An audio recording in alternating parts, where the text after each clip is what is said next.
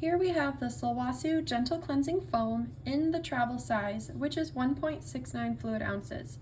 What I love most about this moisturizer is it's very easy on my skin. I have normal to dry skin, and it always leaves my skin feeling very soft but yet clean. It foams up really nicely, and I love that this little size I can take anywhere. So if I'm traveling, it fits within the 3-ounce guidelines for flying, or I can just stick it in my purse if I'm headed somewhere overnight. I feel like for the price, this gives you a nice test to see whether you like this item. I've used about a quarter of it in a couple weeks. A little bit goes a really long way, so only do like a pump, maybe two, when you're washing your face, because it lathers up so well that you really don't need much.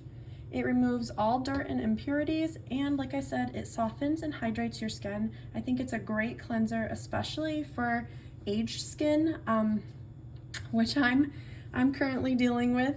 It's been a great addition to my routine, and I actually use the oil, the makeup remover, before I use the cleanser, and I've really been impressed with the results.